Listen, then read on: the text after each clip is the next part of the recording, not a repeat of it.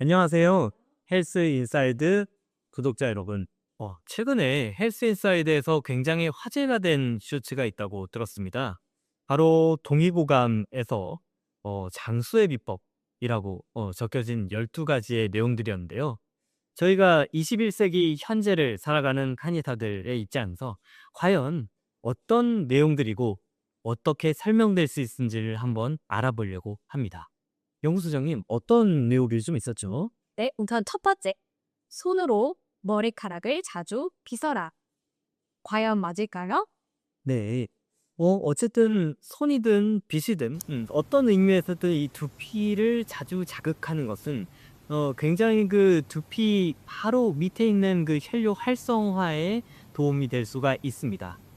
사실은 두개골이 감싸고 있기 때문에 두피 바깥이랑 두개 내 공간은 상관이 없다라고들 생각을 하실 수가 있는데, 실제로는 아주 미세한 혈류 순환이 그 일종의 숨구멍 같은 태아에서 숨구멍에 이제 닫히면서 살짝 그 공간을 만들고 있기 때문에 그를 통해서 내외부 수단을 담당을 하고 있습니다.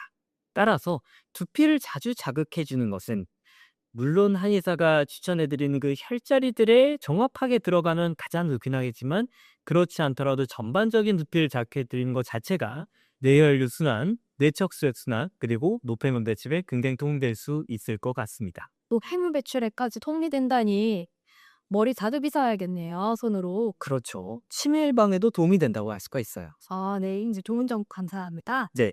다음으로 또 어떤 내용이 있었을까요? 네, 두 번째. 손으로 얼굴을 문지른다. 이 부분은 어떻게 생각하실까요? 네. 결국은 이제 손으로 얼굴을 문지른다라는 것이, 실제로는 제 생각으로는 아마 손을 이렇게 마찰시켜서 약간 열감을 낸 다음에 얼굴을 세수하듯이 하는 거, 이걸 일종의 기세수라고 한다고 알고 있습니다. 자, 그렇게 본다면 결국은 손으로 마찰을 하는 순간들에 우리가 손의 느낌을 쭉 느껴보게 되고요.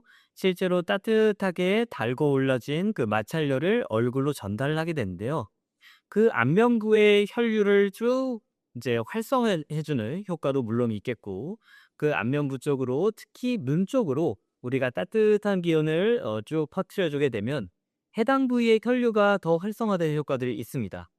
특히 안면신경부터 쭉 이어지는 요 신경 라인들, 그리고 눈과 코 쪽으로 나타나는 그 혈류들이 마찬가지로 두 개 내에서 바로 뻗어나오는 그 신경과 혈류들이기 때문에 이 부분이 활성화됐을 때 뇌 건강에 조금 더 도움될 수 있다는 연구들이 많이 밝혀지고 있습니다. 이 부분에 대해서도 결국은 우리가 총명하게, 건강하게, 오랫동안 뇌 기능을 잘 유지할 수 있는 수단으로서 생각을 해볼 수 있을 것 같습니다. 다음으로는 또 어떤 부분이 있었을까요? 네, 다음 세 번째로는 눈을 감고 눈동자를 천천히 굴려라 합니다. 원장님, 이 부분 어떻게 생각하실까요? 자, 한번 따라해 볼까요? 눈을 감고 눈동자를 천천히 굴려라. 자, 눈동자의 움직임도 사실은 뇌 기능과 굉장한 연관성이 있습니다. 실제로 의학적으로는 EMDR이라는 치료법으로 눈동자의 움직임과 우리의 트라우마적인 기억을 결부시킴으로써 일종의 머릿속에 지우개를 만들어서 불필요하게 과도하게 활성화될 수 있는 그 외상적인 사건들을 지워나가는 요법도 있습니다. 또 예전에 MC 스퀘어였나요? 그 2000년대에 인제 폭풍적인 인기를 끌었던 일종의 눈을 쓰고 있으면 안구 운동을 쭉 도와주는 고런 기구들도 있었죠. 사실은 굉장히 뜬금없는 것처럼 느껴지지만 굉장히 과학적인 근거가 풍부한 부분이거든요. 시선을 어디를 두느냐라는 것, 그리고 눈동자의 움직임이 어떻게 움직이느냐 하는 것들이 뇌혈류는 굉장히 인제 많은 일종의 뇌파 수준까지도 굉장히 많은 영향을 미칠 수가 있습니다. 결국은 이런 부분들도 여러 가지 자극을 줌으로써 뇌혈류에, 그리고 뇌 기능적인 부분에 적절하게 계속해서 활성화된 자극들을 줌으로써 퇴행을 방지할 수 있는 기능이라고 볼 수가 있겠습니다. 네 번째. 혀를 입안에서 굴려라. 혀를 입안에서 굴리는 건 한의학적으로 또는 기하학적으로 어떻게 설명할 수 있을까요? 네. 아마 요런 시리즈들이 굉장히 많을 겁니다. 혀를 입안에서 불려라란 비슷한 시리즈가 하나 더 있는데요. 제가 한번 읽어보겠습니다. 치아를 위아래로 서로 두드려라. 이렇게 곤치법이라고 하죠. 이렇게 딱딱거리는 이제 소리를 때론 낼 수 있고요. 하나 더 있네요. 침을 자주 삼켜라도 있습니다. 하나 더 있는 것 같습니다. 뭐 가래를 뱉어버려라 이런 것도 있죠. 자, 공통적인 것들이 어떤 것일까요? 결국은 우리 몸에 입의 움직임을 유도를 하는 겁니다. 자, 입의 움직임을 유도를 하게 되면 1차적으로는 우리 몸에서는 '아 뭔가 먹을 것이 들어오는가?' 하는 생각을 하게 됩니다. 자, 먹을 것을 준비하는 우리 몸의 상태는 어떻게 돼야 될까요? 굉장히 편안하고 안정적이고 뭔가 식사할 준비를 딱 인제 하게 되는 고런 느낌이죠. 이런 느낌 어떤 느낌일까요? 아주 이완되고 편안한 상태를 의미를 하는 겁니다. 일종의 "밥 먹으면 난 마음이 참 편하죠." 아니면 "스트레스 받을 때는 과자가 땡겨." 라고 말씀하시는 분들 있죠. 일종의 부교감 신경, 우리 몸을 이완시킬 수 있는 신경을 강제로 자극을 이끌어내는 행위들입니다. 자, 요렇게 하게 되면 결국 우리 몸이 쉬게 된다는 뜻이죠. 역으로 우리가 계속 스트레스 받고 계속 긴장하고 자꾸 뇌세포가 과활성화된 상태가 반복되게 된다면 뇌세포가 타버리게 될 수도 있고 과열될 수도 있고 만들어낸 노폐물이 제대로 배출되지 못할 수도 있습니다. 그런데 이렇게 조금 편안하게 여유로운 시기를 한 번씩이라도 가져보게 된다면 뇌가 재정비할 시간을 가지게 될 수 있다는 뜻일 수 있습니다. 결국 우리 몸도 편해질 수 있고 마음도 편해질 수 있고 뇌도 좀 쉴 수 있으니까 일석삼조네모. 정말 좋은 방법들이네요. 좋습니다. 우리 스트레스 받을 때 한 번씩 실천해 볼 수 있도록 해 보시죠. 자, 그러면 세 가지 같이 한번 살펴봤고요. 다음 분이 자, 귓볼을 자주 만져라. 이렇게 만지게 되면 사실은 저는 여기에 조금 더 보충하고 싶습니다. 귓볼만 중요한 게 아니고요. 이 귀의 연골 자체가 거의 모두 미주신경의 덩어리들로 이루어져 있습니다. 그래서 귀의 어느 부분을 만지고 꼬집고 자극하고 이완하든지 항상 우리 몸은 조금 더 안정적이고 조금 더 편안한 상태로 갈 수가 있습니다. 잠이 안 오신 분들 있죠. 자기들 뭐 해야 될까요? 귀파줌에 잠이 홀솔솔 쏟아지나요? 살짝 잡아당겨 주셔야 돼요. 만져 주셔야 되고 눌러 주셔도 좋습니다. 자, 이런 부분들도 마찬가지로 아까 입에서부터의 자극을 어떻게 보면 우리 몸에 행위를 유도해서 마치 음식을 먹고 있는 것만큼의 상상을 하게 되는 간접적인 방식이라면 귓볼을 만지고 귀를 쓰다듬는 것은 직접적으로 이완되는 신경들을 손가락으로 자극해주는 요법이라고 볼 수가 있겠습니다. 우리 몸을 편안하게 이완하고 쉬게 해줄 수 있겠네요. 네, 다른 것들이 또 있을까요? 그다음으로는 네, 가슴을 따뜻하게 해라. 이 부분은 어떻게 보시나요? 자, 가슴에는 일반적으로는 우리 몸에 심장, 폐장이 존재합니다. 다시 말하면 우리 몸에 에너지를 공급해 줄 수 있는 굉장히 중요한 부분인데요.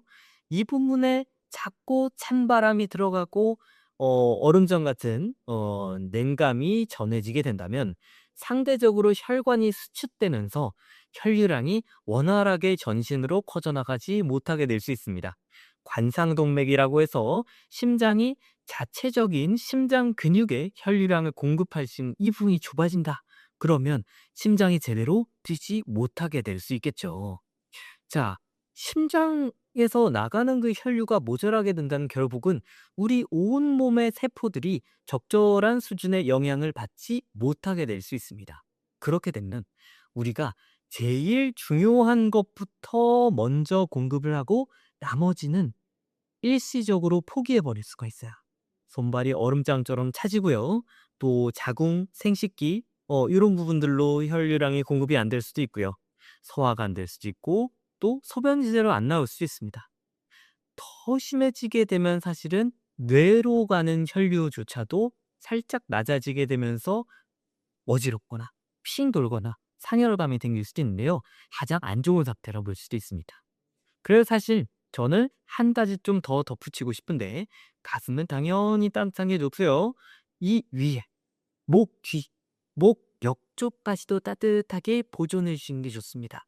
요런 부분들까지도 충분히 혈류가 질게 갈 수 있어야지 뇌 쪽까지 혈류가 잘 공급되기 때문입니다. 자, 그래서 두 가지 한번 실천해 보실 수가 있겠습니다.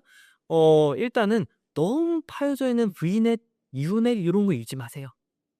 힘듭니다. 자, 마지막으로 겨울철에 목도리도 안 하고 그냥 나가시면 큰일 나요. 심지어는 위쪽으로 올라가는 혈관이 순간적으로 수축해서 중풍이 올 수도 있습니다. 그래서 따뜻하게 목도리 하시고 다니시는 거 가장 추천을 드립니다. 자, 따뜻하게 해야 하는 게 근데 가슴만이 아닐 텐데요. 또 어떤 부분이 있을까요? 네, 바로 등을 따뜻하게 해라입니다. 결국은 등이라는 것은 우리의 척수를 기준으로 생각을 하시면 됩니다. 우리 몸에서 모든 신경은 뇌에서부터 내려와서 척추를 타고 모든 장기 쪽으로 분포를 하게 되는데요. 여기서 이 척추에 해당하는 부분이 기능이 저하되어 있거나 그 옆에 있는 근육이 딱딱하게 굳어 있으면 어떻게 될까요? 이 신경들이 다 제대로 된 기능을 못하게 됩니다. 그래서 등이 차가워지면 모든 내장기에 다 문제가 생길 수 있다고 생각하시면 돼요. 등에 얼음장을 탁 올려놓다. 소화가 될까요? 대변이 잘 나올까요? 오히려 설사가 날 수도 있고 변비가 날 수도 있고 소화기는 딱딱하게 붓고 계속 오한이 들어서 으슬으슬 떨면서 체온을 올리고자 근육을 더 긴장시키게 되는데 이 악순환이 반복이 될 수가 있습니다. 그래서 항상 등을 따뜻하게 하시는 게 제일 중요하고요. 요즘 같은 겨울날 꼭 온돌 넉넉하게 틀고 주무시고요. 절대 맨바닥에서 주무시면 안 되고요. 여름에도 마찬가지겠죠. 대청마루 시원하다고 냉바닥을 그냥 주무시면 안 됩니다. 다음날 소화 안 되고 감기 들어요. 그리고 당연히 요즘에 원피스 중에 뒤로 파여 있는 원피스가 있어요. 예, 한여름일수록 냉방은 더 하겠죠? 큰일 납니다. 다음날 엄청 힘들 수가 있어요. 잊지 마세요. 자, 그러면 이제 끝났나요? 몇 가지가 더 있었죠? 배를 자주 만져라. 배를 자주 만지라고 하는 건 어떤 의미일까요? 결국은 우리의 심장, 폐까지는 갈비뼈로 잘 감쪽같이 숨겨놨는데 배는 다 노출이 돼 있습니다. 뭐 췌장도 있고 위장도 있고 간장, 뭐 소장, 게장 여러 가지 장기들이 다 있는데요. 대동맥이 복부까지 쭉 내려갑니다. 자, 배를 자주 만지게 되면요. 이 장기들의 리듬이 다시 살짝 살아나는 효과가 첫 번째가 있습니다. 우리 몸이 심장이 뛰는 것처럼 이 잔도 아주 천천히 1분에 몇 번 정도 움직여야 됩니다. 이 리듬이 제대로 움직이지 못하게 되면 사실은 얹혀 있고 불편하게 되는 거거든요. 그리고 복부의 대동맥이 제대로 혈관을 쭉 이제 퍼뜨려지지 못하면 결국은 모든 복강의 장기들의 혈류 공급이 되지 않게 되면서 장기들 기능 저하가 나타납니다. 물론 저는 저희가 전문적으로 하는 내장기 튜너 요법을 통해서 해당 혈관들을 제대로 개폐를 좀 조절하고 장기들의 유착 관계를 좀 해석을 해내면서 적절한 리듬을 제대로 만들어내는 것을 가장 추천드립니다만 따뜻한 손으로 스스로의 배를 그냥 편안하게 눌러주시는 거, 만져주시는 거, 쓸어주시는 거 다 추천드리는 방법입니다. 특히 꾹 깊이 누르지 않으시더라도 그냥 따뜻하고 편안한 압력을 복부에 표제 반사를 또 유발할 수가 있기 때문에 부교감신경, 우리 몸을 이완하고 편안하게 하고 소화시킬 수 있는 신경에 유의한 자극이 될 거예요. 엄마 손은 약손이라는 말이 근거가 있는 얘기였네요. 맞습니다. 그리고 여기서 제일 중요한 포인트가 있는데요. 각절이 터치하는데 넓은 손을 이렇게 깊게 눌러주셔야 된다. 손가락으로 누르시면 안 되겠죠? 많은 면적을 깊게 누르는 거. 이것이 복부 자극의 기본입니다. 약간 강화 운동 비슷한 구절도 있다고 들었습니다. 마지막입니다. 항문을 오므리듯 자주 당겨줘야. 더 어떤 의미일까요? 네. 사실 이거는 제가 설명드리기 전에도 많은 분들이 알고 계신 영역입니다. 케겔 운동이라고 하죠. 결국은 우리 몸에 항문을 비롯한 여러 가지 그 골반저 근육들은 굉장히 중요한 역할들을 많이 합니다. 그리고 여기를 통해서 우리의 음부신경이라니 사회부신경들이 다 엮여져 있어요. 해당 부분들에서부터 우리 몸의 코어가 시작된다고도 합니다. 자, 우리가 지금 현재 혀를 무정하게 하고 있고 목도 이렇게 빼고 있는데 이거를 바로 하기 위해서는 결국은 엉덩이부터 딱 잡혀줘야 합니다. 자, 항문 자체를 당겨주는 것도 중요한데요. 우리 한번 지하철을 서 계실 때 한번 생각을 해볼까요? 우리 어떻게 서 있나요? 짝다리 짚고 있죠? 좋지 않습니다. 네. 1시간 짝다리 짚으면 어떻게 되죠? 다리가 저리기도 하고요. 자, 그럴 때 꿀팁 한번 설명을 드릴게요. 항문을 조이고요. 항문 조이는 것도 중요한데 엉덩이를 싹 한번 모아 보세요. 자, 그렇게 되면요. 우리 몸이 반강제로 바른 자세를 찾아갑니다. 짝다리를 짚고 싶어도 엉덩이 신춘 상태로선 도저히 짝다리를 짚을 수가 없어요. 그래서 항상 우리 몸의 코어 균형은 엉덩이 근육에서부터 기초 공사가 시작된다라고 설명을 드릴 수가 있겠습니다. 자, 이제 모두 다 칼per 본 것 같죠? 네. 자, 동의고감에서 말씀하는 12가지 건강 미터. 굉장히 여러 부분에서 다방면으로 잘 짚어주고 있는 것 같아요. 일단은 머리, 그쵸? 마음, 그리고 허 근육, 내장기까지. 우리 몸의 양상에 필요한 대표적인 방법들을 한번 다시 해봐보는 유익한 시간이었습니다. 궁금한 점이 있습니다. 이렇게 혼자서 하는 것들이 과연 최선일까요? 제 생각은요. 혼자서 하는 것도 물론 의미가 있습니다.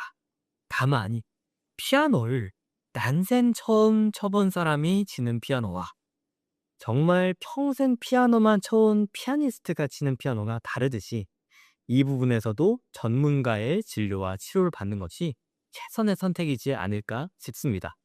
따라서 이런 건강 장수 미법 제대로 체험하고 또 느껴보시고 싶으시다면 한의원으로 내원하셔서 맞춤형 치료, 순화 치료, 두개천골요법, 또 미주신경 자극요법, 심치료, 전심치료, 부항치료, 뜸치료를 받으시면 동의보감에서 말하는 12가지 장수부법을 최선의 진료를 통해서 체험해 보실 수가 있을 겁니다.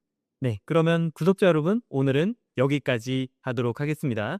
또 더 궁금하신 부분들은 저희 한의원으로 오절되고 또 구독 눌러주시고 댓글 남겨주세요. 지금까지 헬스 인사이드와 함께하는 경희 온생한의원 그리고 온생의학 연구소였습니다. 감사합니다. 감사합니다.